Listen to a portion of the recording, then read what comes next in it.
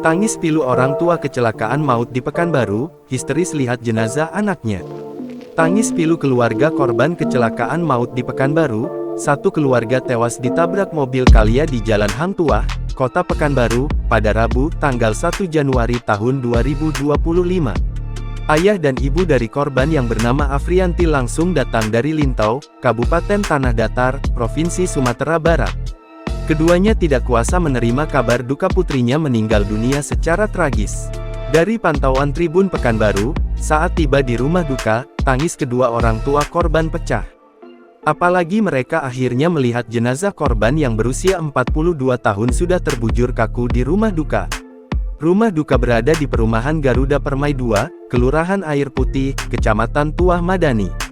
Para pelayat ramai berdatangan ke rumah duka usai mendengar kabar duka ini. Orang tua korban terpaksa dibopong lantaran kondisinya lemas sesampainya di rumah duka. Tangis keduanya pecah melihat jenazah Afrianti bersama jenazah suami dan anaknya yakni Anton Sujarwo, 38, dan Aditya Aprilio Anjani, 10. Keluarga pelaku dihukum yang seadil-adil sesuai dengan hukum yang berlaku. Tapi kalau dari kita sendiri Bang, menyangka nggak dengan kondisi ini Bang? Oh enggak, kami sekeluarga semakin terkejut gitu kan, kaget gitu kan. Nah, sementara saya kebetulan dari Pelalawan kan, pagi tadi kan, dari Pelalawan langsung berangkat ke Pekanbaru.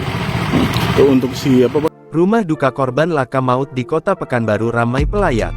Mereka berdatangan ke rumah duka untuk mendoakan ketiga korban.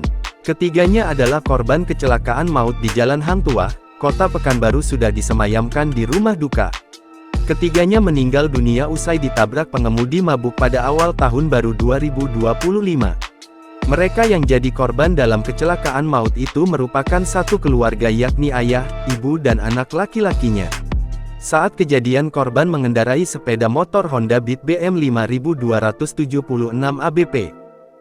Download Tribun X sekarang, menghadirkan lokal menjadi Indonesia.